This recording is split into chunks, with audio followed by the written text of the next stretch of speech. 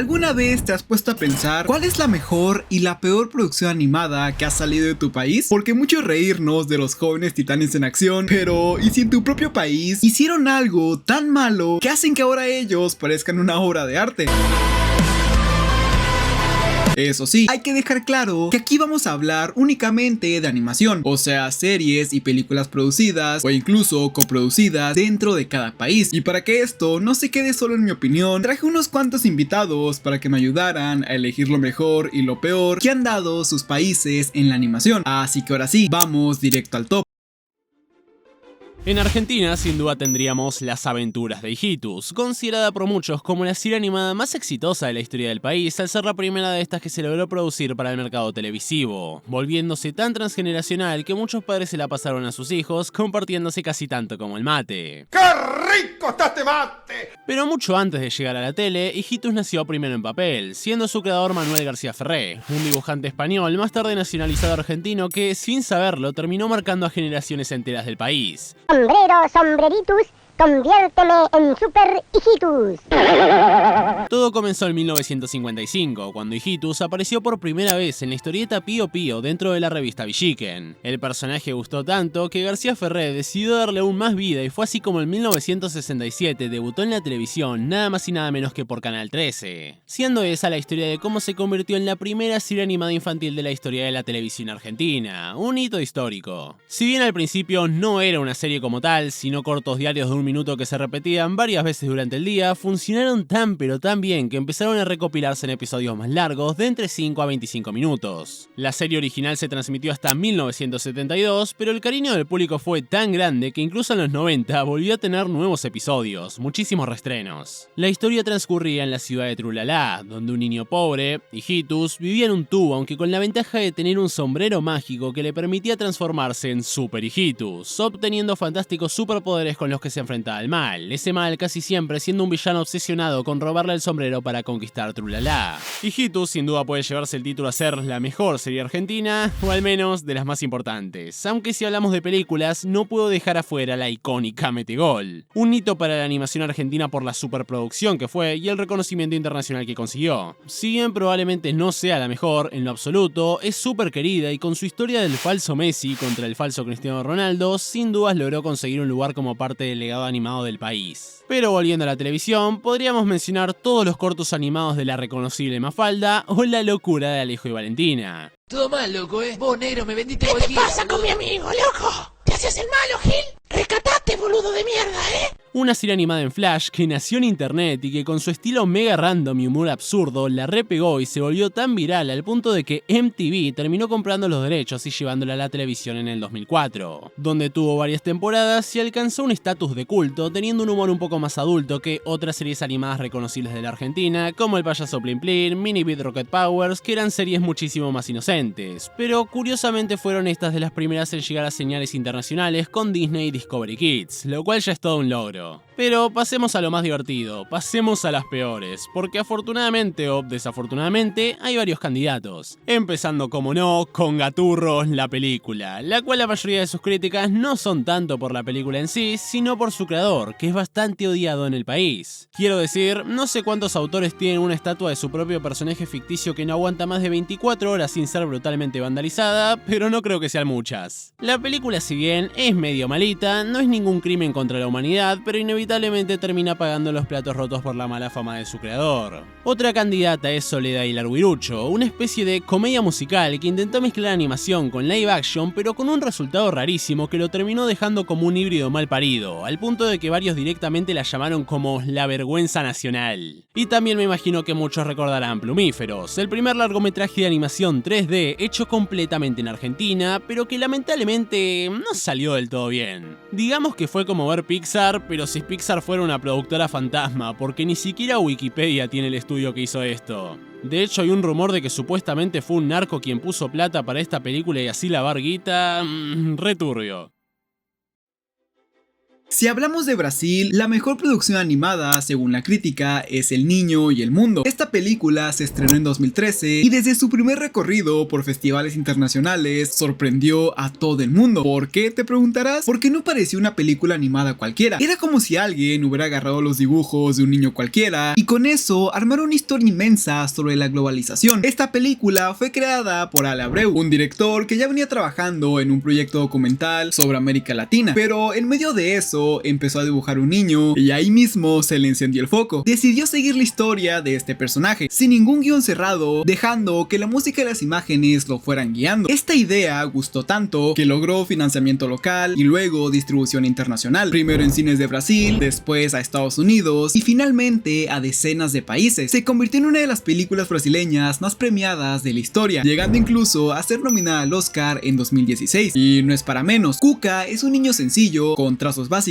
pero que carga con todo el peso de un mundo que se industrializa. Al inicio lo vemos en su aldea con sus padres, hasta que su papá se va en tren a la ciudad buscando trabajo. Desde ahí arranca una odisea donde Cuca cruza fábricas, campos de algodón, ciudades contaminadas y hasta desfiles militares muy surrealistas. En el camino se encuentra con un viejo y un joven músico que, sorpresa, resultan ser versiones de sí mismo en distintas etapas de la vida, todo contado sin diálogos entendibles, apoyándose únicamente en la música y las imágenes. Es como un poema visual donde cada escena es una metáfora sobre la deforestación, la desigualdad y la globalización. Ahora ya pasando más a mi opinión, yo creo que sin duda alguna, El Hermano de Llorel y Cuentos Espantosos para Niños Caprichosos son series que merecen una mención. Por un lado, El Hermano de Llorel, con su estilo surrealista, lleno de personajes excéntricos, fue la serie que más me hizo cagar de risa de todo Cartoon Network, además de que es una serie que si la ves siendo latino, te puedes sentir súper identificado con varias cosas que se muestran ahí. Y por otro lado, Cuentos Espantosos para Niños Caprichosos mezclaba comedia con terror en un formato que no se había visto antes en la tele infantil. En cada episodio había un monstruo o demonio que quería desvivir a Pepe y a sus amigos, pero siempre con ese tono de humor negro que la hacía especial. Igualmente ya tengo videos de esas series por si les interesa, pero claro, no todo ha sido gloria para la animación brasileña, porque pasando a lo peor está Video Brinquedo, un estudio que alcanzó fama mundial por las razones equivocadas. Básicamente se dedicaban a sacar copias baratas de los grandes éxitos de Hollywood, como por ejemplo Ratatouille, su clon de Ratatouille, Little and Big Monsters, copia de Monsters Inc. o The Little Cars, su versión de Cars, todas con la misma fórmula, animación toda tronca y tramas absurdas. Aparte de que estas películas son tan malas que terminaron siendo meme y de que en IMDb tienen calificaciones desastrosas, lo curioso es que pese a todo lograron distribuirse en DVD y hasta podías encontrarlas en videoclubes de distintos países, algo extraño porque más que cine para niños parecían hechas para que internet se burlara de ellas. Pero entre todo este catálogo de mierda hay una película que se lleva la corona como la peor, y esa es The Little Panda Fighter. Esa película salió justo a tiempo para aprovechar la fama de Kung Fu Panda, solo que aquí no hay Kung Fu ni artes marciales. En su lugar tenemos a Pancada, un panda que trabaja en un gimnasio de boxeo, que sueña con ser bailarín y termina envuelto en peleas que ni él entiende. Esta idea no nació de la pasión artística ni de un deseo creativo, sino del apuro por sacar un DVD rápido y barato para aprovecharse del estreno de DreamWorks. Y claro que se nota, la animación es tosca, los movimientos parecen de un robot y la historia, pues bueno, eso no se puede considerar historia. Todo pasa en el mismo escenario, el club de boxeo. Pancada quería bailar, su jefe Polaris organiza apuestas y al final, de la nada, el panda convierte el gimnasio en una pista de baile. La crítica obviamente la destrozó y con toda razón. No había encanto ni calidad, ni siquiera el mínimo de gracia para ser considerada como una parodia. A día de hoy esta película sobrevive más como un meme que como una obra, apareciendo en videos de YouTube donde la gente la mira solo para reírse de lo mala que fue. Si hablamos de Chile, el rey absoluto es 31 minutos. Yo sé que no es animación, pero tengo muchas ganas de hablar de 31 minutos. Más adelante mencionaré obras y producciones animadas. 31 minutos se estrenó en 2003 y desde el primer capítulo rompió todos los esquemas, porque es que era un noticiero parodia conducido por títeres con humor absurdo y sátira política. Fue creado por Álvaro Díaz y Pedro Peirano, dos periodistas y guionistas que venían del mundo del humor adulto y que decidieron aplicar su estilo a un show para niños. De hecho, el nombre del mismo es una broma al noticiero 60 minutos, el cual pues sí es un noticiero real. El concepto de 31 minutos pegó tan fuerte que en muy poco tiempo dejó de ser solo un programa para niños, ya que adolescentes y adultos se engancharon con los dobles sentidos y el estilo de humor tan único único que tenía. De hecho, Nickelodeon Latinoamérica compró y emitió 31 minutos para todo el continente, lo que hizo que su popularidad se disparara. Fue tan grande 31 minutos que en 2008 llegó al cine con una película y más adelante tuvo una cuarta temporada que fue emitida por Cartoon Network, y no es poca cosa. Estamos hablando de que 31 minutos compartió canal con Hora de Aventura, Gumball y todos los gigantes de Cartoon Network, y no es para menos. Entre Tulio, que era el conductor egocéntrico e ignorante, Juan Carlos Bodoque, el conejito rojito periodista, y Juanín Juan Harry, el productor, era imposible que no fuera un hit. ¿Quién no recuerda las canciones todas random que había o los reportajes de Bodoque? Para mí, sin duda alguna, es la mejor producción chilena, pero obviamente hay otros candidatos como Condorito, y la verdad es que este personaje no necesita mucha presentación. Es uno de los más icónicos y grandes del humor gráfico en Latinoamérica. Sus tiras se publicaron durante décadas en diarios y revistas, expandiéndose por toda Latinoamérica. Con semejante legado, era cuestión de tiempo para que alguien intentara llevarlo a otro medio, y así fue. Después de varios intentos fallidos, como el de una serie animada en 2003, en 2017 llegó Condorito, la película. La idea de esta película era actualizar el personaje y llevarlo a una audiencia más global, pero lo que consiguió fue bastante decepcionante. Igualmente, no crean que son las únicas animaciones chilenas. Hay demasiadas buenas, como Diego y Glot, que mostraban la vida de una familia de clase media en Santiago. La gente la apodó como los Simpson chilenos por su humor familiar y muy urbano, y aunque no tuvo el mismo impacto masivo que 31 minutos, sí logró ganarse un espacio en la memoria de muchos, con 2 temporadas en Canal 13 y hasta presencia en Nickelodeon. También estuvo Los Pulentos, una serie en 3D sobre un grupo de chicos raperos de un barrio. Fue muy corta, pero gracias a su estilo hip hop fue un verdadero éxito, tanto que hasta su soundtrack se volvió exitoso. Pero si hablamos de puramente serie animada, probablemente Diego y Glot se llevaría el puesto. También quiero hacer una mención honorífica a Historia de un oso, que si bien no es una serie, ganó el Oscar a mejor cortometraje animado en 2016. Ahora, pasando a la peor producción, depende a quién le preguntes, puede que ponga a Condorito, ya que su película terminó dejando atrás gran parte de la esencia de la historieta. El humor picarón fue reemplazado por chistes infantiles, la animación 3D se sentía genérica y el guión estaba plagado de clichés que parecían sacados de cualquier otra película animada. Aunque en taquilla no le fue tan mal, no se sintió como las historietas clásicas. Los Pulentos en su momento también fueron muy criticados por su animación tan limitada, pero pues por la época yo creo que se lo podemos pasar. Pero si hablamos de fiascos, Papelucho y el Marciano se quedan con el puesto. Esta película estaba basada en los libros infantiles de Marcela Paz, muy queridos en Chile, pero la adaptación animada fue un verdadero desastre. La historia intentaba hacer una aventura donde Papelucho conoce a un extraterrestre, pero la animación era tan pobre y acartonada que simplemente no funcionó. Los personajes no transmitían nada, los fondos se veían vacíos y el humor no funcionaba ni para los niños. De hecho, muchas críticas la catalogaron como aburrida y vergonzosa, ya que siendo un personaje tan icónico de la literatura chilena, la verdad es que sí fue un desastre.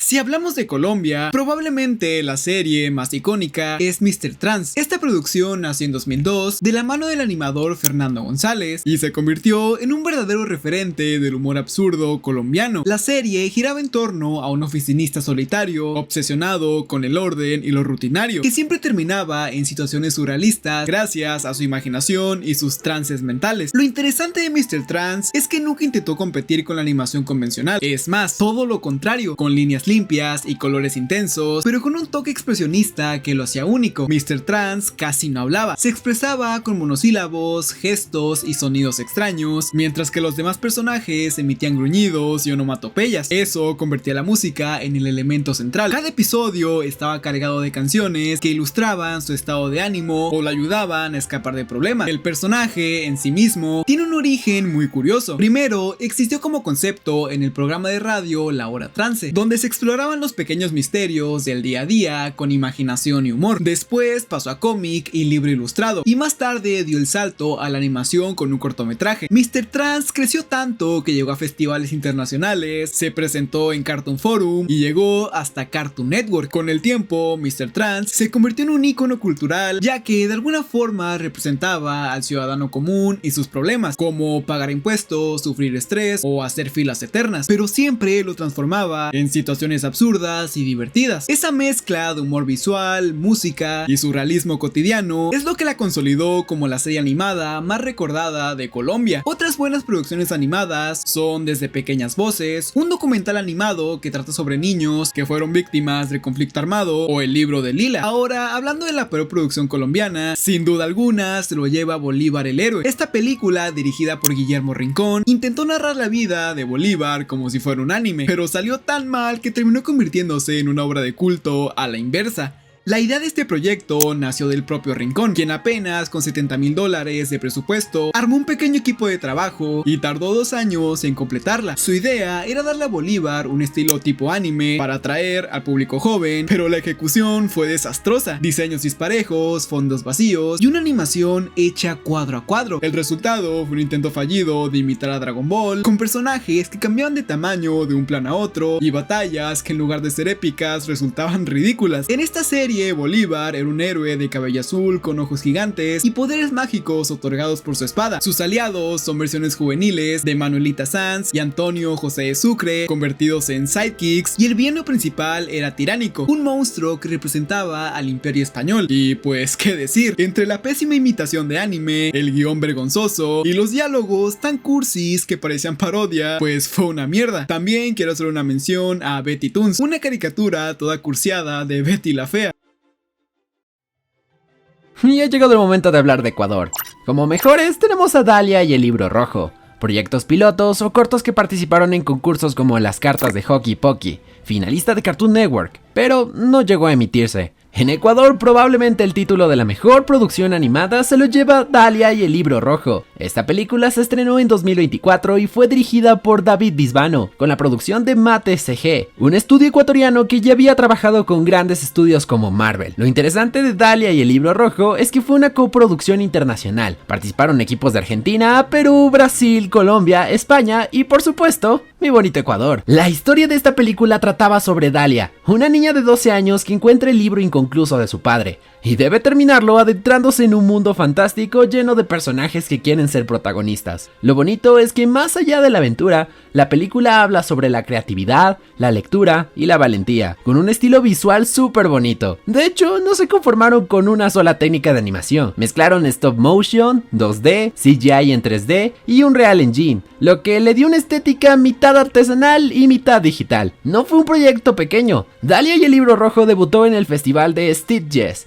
uno de los más importantes del mundo, y también pasó por premios como los Quirino y los Platino. En Ecuador se estrenó en noviembre de 2024 y después salió en Argentina, Perú, Colombia y España. Incluso hubo campañas en colegios donde los productores mostraban el detrás de cámaras para inspirar a los chicos a crear sus propias historias. Eso la consolidó no solo como una película, sino como un verdadero hito para el cine ecuatoriano. Ahora, si hablamos de lo peor, la cosa cambia totalmente. El premio se lo lleva un programa de marionetas llamado El Muñequeo, del 2004 al 2005. Este show, emitido por el Canal 1, trataba básicamente de dos títeres llamados Fito y Pete que hacían de comentaristas deportivos. Pero en realidad el programa giraba en torno a chistes vulgares, sexistas y de doble sentido. Lo más polémico es que en pleno horario de televisión soltaban frases como "las mujeres solo sirven con las piernas abiertas". Imagínense, dos muñecos diciendo eso en vivo, rodeado de modelos y cantantes de tecnocumbia como parte del show.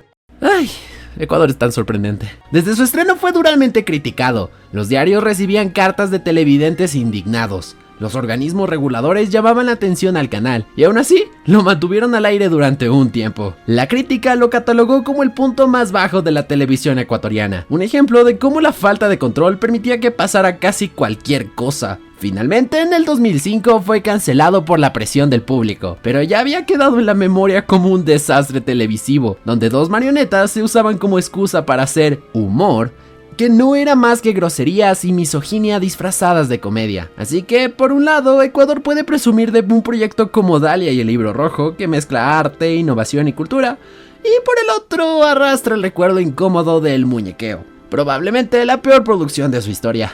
Y bueno, eso es todo lo que puedo decir por mi lado. Alguien que le diga a Rubio que me pague por favor el dinero que me debe. Muy buenas, yo soy Todo un Geek, un youtuber español que habla sobre reseñas de películas y series animadas. Y en esta ocasión vamos a estar en el canal de mi amigo Rubio B para ver las mejores y peores caricaturas de España. Y para España el rey absoluto es Klaus, sin duda alguna. Estrenada en 2019 de la mano de Netflix, se convirtió en la primera película española nominada al Oscar a Mejor Animación y fue aplaudida en todo el mundo por su historia emotiva y su tremenda calidad visual. La trama de esta película giraba en torno a Jesper, un cartero mimado y perezoso que es enviado a un pueblo remoto del Círculo Polar Ártico, un lugar donde nadie enviaba cartas porque sus habitantes pertenecían a clanes rivales. Allí conoce a Klaus, un carpintero que fabricaba juguetes, lo que los lleva a empezar a repartir regalos en secreto. Ese acto de bondad desencadena una ola de generosidad que transforma al pueblo entero y le da origen a la leyenda de Santa Claus. Lo cierto es que Klaus no solamente brilló por la manera tan única de hacer una película sobre la Navidad, sino también por su mezcla de animación 2D tradicional con técnicas modernas de iluminación, además de, como no, su mensaje. Un acto de generosidad siempre inspira a otro. Sin duda, Klaus está unos cuantos escalones por encima del resto de producciones españolas, pero eso no quiere decir que no haya más. Otro ejemplo de caso de éxito es Desafío Champion Sendokai de 2013, una serie de española de aventuras y ciencia ficción que sorprendió por su ambición. La historia nos presentaba a un grupo de 4 chicos aparentemente normales que terminaban envueltos en un torneo interdimensional llamado Sendokai. En este tenían que entrenar y luchar contra guerreros de otros mundos para salvar la Tierra de la invasión de los Malakai. Lo interesante era cómo la serie mezclaba acción con valores como la amistad, el trabajo en equipo y la superación personal, algo que la volvió bastante atractiva para los más jóvenes. Visualmente esta serie se apoyaba en animación 3D y aunque en su momento no era lo más pulido del mundo, sí consiguió destacar por su estilo dinámico y su propuesta tan distinta a lo que solíamos ver en España. Tanto así que logró emitirse en canales internacionales como Cartoon Network, un logro que pocas series españolas alcanzaron en esa época. Sin duda un intento valiente de hacer animación más ambiciosa y competitiva en el mercado global. Y pasando a caricaturas más infantiles, un gran exponente es Pocoyo, una serie infantil en 3D creada en 2005 que conquistó al mundo entero con su estilo minimalista y su protagonista tan carismático. Su narrador interactuando con los personajes, los fondos limpios y las historias sencillas la volvieron un éxito internacional, transmitida a más de 100 países y ganadora de un premio BAFTA. Y es que Pocoyo era de esas series que parecen simples, pero que están hechas con una inteligencia enorme detrás, para atrapar a los más pequeños. Tampoco podemos dejar fuera a Jelly Jam de 2011, una serie española británica creada por uno de los co-creadores de Pocoyo. Aquí la cosa ya se vuelve más colorida, ya que esta nos presenta a un grupo de amigos viviendo aventuras en un planeta musical. Esta serie tiene un estilo muy particular y mensajes positivos sobre la convivencia y la creatividad.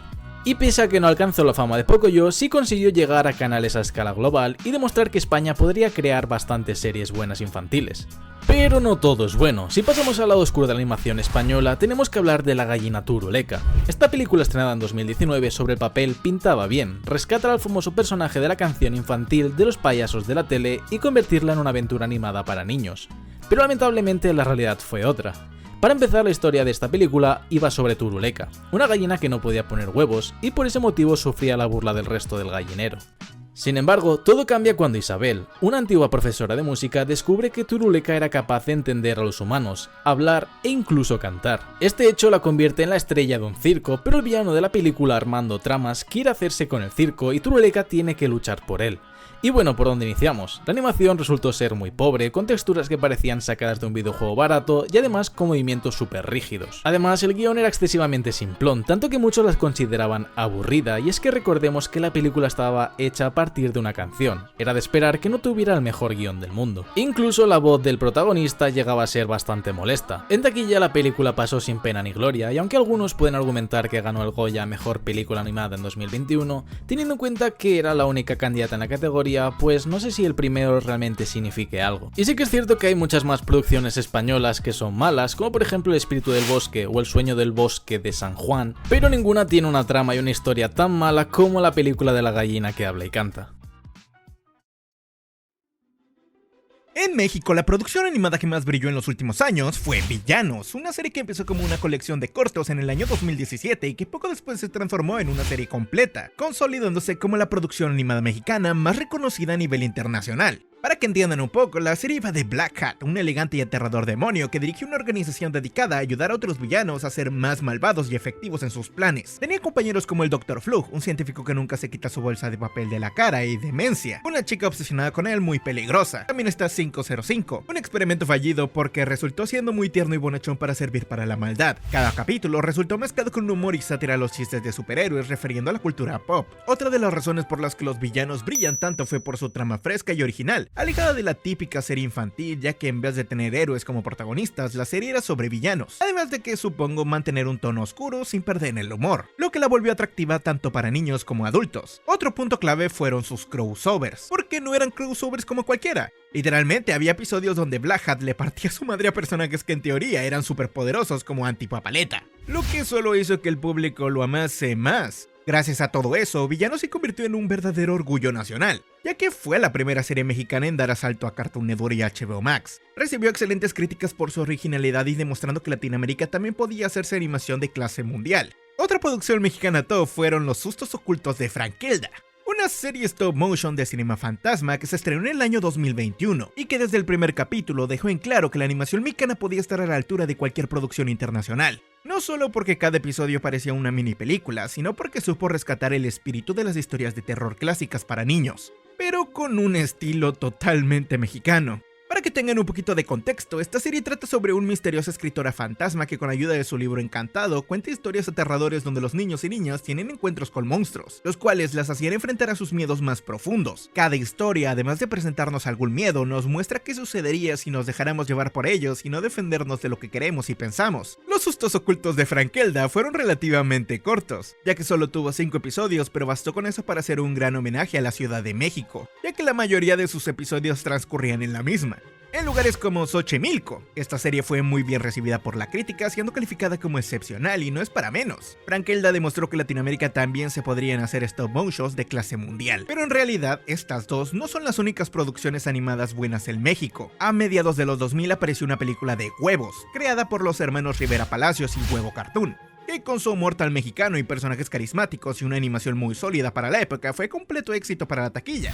Con más de 140 millones de pesos recaudados fue un total éxito. Y ya que estamos hablando de clásicos, es imposible no mencionar El Chavo Animado, una serie que tomó el personaje más icónico de la televisión mexicana y lo llevó a la animación 2D. Y aunque al inicio hubo algo de polémica, terminó durando casi 10 años al aire, y siendo uno de los programas animados con más importancia en el país, ya que para toda una generación de niños, el Chavo que conocimos no fue a Roberto Gómez Bolaños, sino su versión animada. Pero ya siendo objetivos, esta serie no tenía una gran animación. Lo que la sostenía la mayoría del tiempo era el carisma de sus personajes. Ahora, si volteamos a ver el otro lado de la moneda, encontraremos producciones no tan buenas. La principal candidata a llevar el título de peor producción animada es sin duda Mexicanos vs Marcianos. Porque para empezar, la premisa es un completo meme. Una familia mexicana que es elegida por la NASA para dirigirse a Marte con el fin de evitar un ejército de marcianos que conquistarán la Tierra. Obviamente, para empezar, el gobierno aquí se robaría el dinero del programa espacial. El problema no es solo lo absurdo de la idea, sino que también cómo fue ejecutada.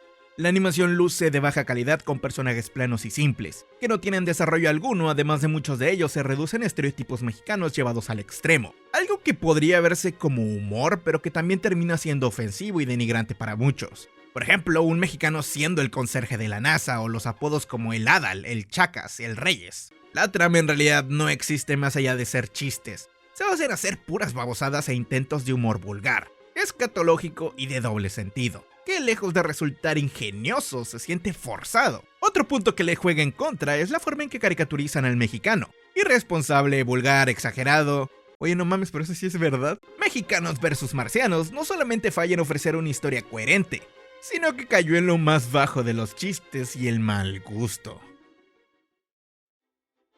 Para Perú, el rey absoluto sería Pucunapa, y digo sería porque aún no ha salido, pero con lo poco que vimos ya promete bastante. Apucunapa significa el regreso de los dioses, y es una serie animada inspirada en la mitología andina, que para los que no sepan, básicamente es todo el universo de leyendas y creencias de los incas, sus dioses, sus espíritus y hasta sus monstruos. El proyecto lo trabaja el estudio Ninakami, fundado en 2021 en Lima por Sol Ferrari y Omar Vallejos. De hecho, Omar vivió varios años en Japón y trabajó en la animación allá. Por eso no sorprende que la serie tenga ese estilo anime tan marcado. Entre los personajes aparecen dioses como Inti o Pachamama, criaturas como la Jarjacha o el Torito de Pucara, además de la protagonista, quien es Sisa, una chica que conecta a los antiguos Apus con el mundo moderno. El tráiler salió apenas el 8 de mayo de este año y con solo 4 minutos mostró esta idea de las leyendas del pasado regresando a la actualidad. Todavía no hay fecha de estreno, pero los creadores ya confirmaron que planean sacar la serie completa. Y pues qué decirles, sé que es muy temprano como para afirmar que es la mejor producción animada de Perú, pero ya solo con lo mostrado compite y demasiado. Otra que podría competir por el puesto de la mejor producción animada es Aimbo, el espíritu del Amazonas, una coproducción entre Perú, Países Bajos y Estados Unidos. Aimbo es una película que trata sobre la pequeña Aimbo, una chica que vive en lo más profundo de la selva amazónica y que tras perder a su madre y pelearse con los adultos de su aldea, esta joven arquera se va de viaje a propósito de salvar a su pueblo de la destrucción, y en ese viaje la acompañan sus dos guías espirituales, un armadillo y un tapir. Ahora, pasando a la peor producción, aquí no hay muchas dudas. Piratas en el Callao fue la primera película peruana animada en 3D y sobre el papel pintaba muy interesante. Un niño que viajaba en el tiempo para enfrentarse a piratas que atacaban el Callao en el siglo XVII, o sea, una mezcla de aventura con historia nacional. El problema es que la ejecución fue un total desastre. La animación 3D se veía tosca, los movimientos eran súper rígidos y los personajes parecían muñecos acartonados. Encima, el guión tampoco ayudaba. Era como si simplemente hubieran usado pedacitos del libro original sin adaptarlos para nada al cine. A pesar de toda la campaña publicitaria y de que se vendió como un logro nacional, la crítica y el público le dieron la espalda casi de inmediato. Hoy en día se recuerda más como algo para cagarse de risa que como un verdadero aporte. Pero claro, no fue la única película peruana dudosa. También está Los Ilusionistas. Los Ilusionistas es de esas películas que te hacen preguntarte ¿quién vergas aprobó esto? La animación se siente súper gomosa, torpe, los personajes son insoportables, que parece que están diseñados solo para caer mal, y lo más triste es que el video original pintaba bien, una aventura inspirada en los libros de Julio Verne, pero lo que terminó en pantalla fue un total desastre, lleno de agujeros en la trama, diálogos que no tienen ni pies ni cabeza, y una estructura que parecía hecha a las prisas, algo que para los miles de fans de Verne se sintió como una falta de respeto. Así que si de verdad amas a Verne, ni siquiera se te ocurra acercarte a esta película. Ahora, si quieres reírte un rato de lo terriblemente absurda que es, pues adelante. Muchas gracias a ustedes por ver este video y a la gente que apareció en él. Sus canales los dejaré en la descripción para que vayan a verlos, ya que son pura calidad. Y sin más que decir, un abrazo, máquinas.